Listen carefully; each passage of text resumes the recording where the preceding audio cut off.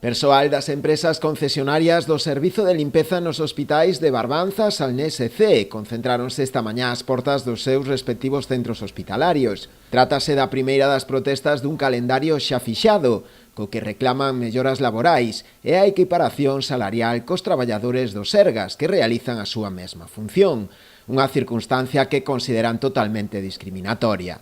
Parécenos discriminatorio que no Hospital de Santiago teñan outras condicións que temos nós. Estamos facendo os mesmos traballos e que é un hospital e non temos as mesmas condicións. Entonces queremos que nos equiparen os Sergas, queremos polo mesmo traballo pois ter os mesmos dereitos. Pero non só iso, tamén lle reclaman ás direccións das súas empresas mellores condicións laborais para poder desempeñar axeitadamente o seu traballo, para o que piden tamén a mediación dos Sergas. Aquí temos a Mantelnor, que por certo non estamos nada contentos con ela, porque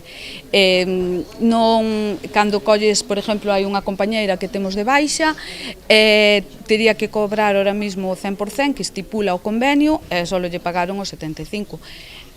Temos problemas de material de limpieza que non nos mandan, moitas veces non temos nin papel higiénico, nin bobinas, nin xabón para lavar as mans, non temos nada. Xente mándanos moi pouca, somos poucas e a carga de traballo é moi grande. A convocatoria partiu da CIGA. Dende o sindicato reclamanlle aos Sergas que se sente dunha vez a negociar para poñer fin a esta situación. E o que fixemos foi solicitar unha xuntanza para nos Sergas, para que se reúnan con nós, xa que vai haber futuras licitacións, que é onde habría que arreglalo. Despois de un mes de solicitala, a día de hoxe non temos ningún tipo de resposta por parte do Sergas.